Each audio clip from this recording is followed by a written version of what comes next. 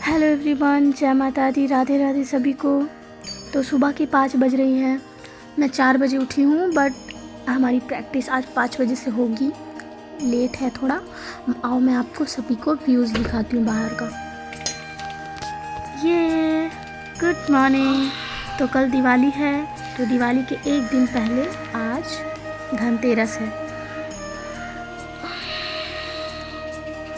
कार्तिक मास के कृष्ण त्रयोदशी को धनतेरस कहते हैं। दिवाली के आने से एक दिन पहले धनतेरस मनाई जाती है और ग्रंथों के अनुसार ऐसा माना जाता है कि समुद्र मंथन में भगवान श्री विष्णु जी धन्वंतरी के अवतार में अपने हाथों में अमृत कलश लेकर प्रकट हुए थे। तो ये मैं हूँ और ये मेरा हारमोनियम है और हमारी प्रैक्टिस हो रही है। हम सभी कलाकारों का दिन की शुरुआत संगीत से ही होती है।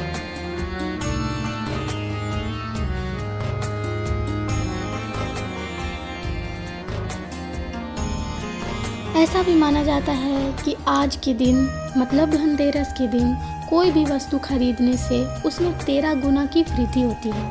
भगवान धन्वंतरी जी का जो कलश था वो सोने की थी, तो इसलिए लोग उसके अनुसार सोने चांदी की चीज़ें सारी खरीदते हैं, ज्वेलर्स वगैरह।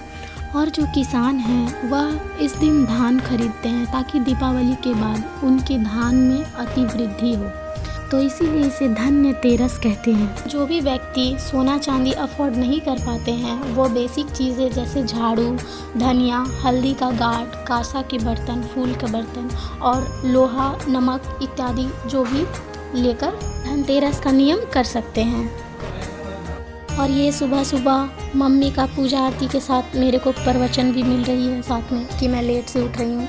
चाट खाने के बाद मैं उठ गई हूँ और जो भी चीज़ें छूट गई थी जैसे पर्दा लगाना, रूम को सजाना, वो मैं धीरे धीरे कर रही हूँ।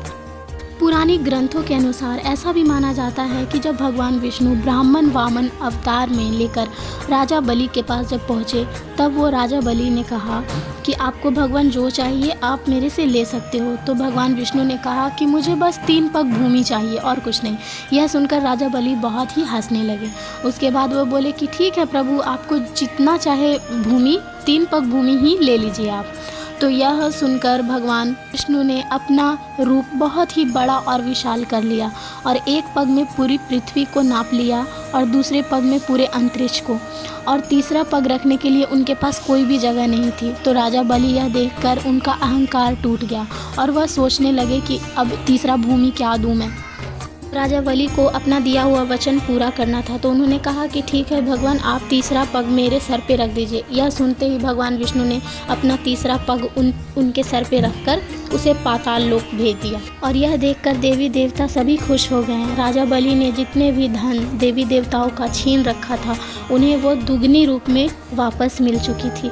अभी से हम सब इस दिन को धनतेरस के रूप में मनाते हैं और इसके बाद दिवाली की शुरुआत होती है। तो हैप्पी दिवाली।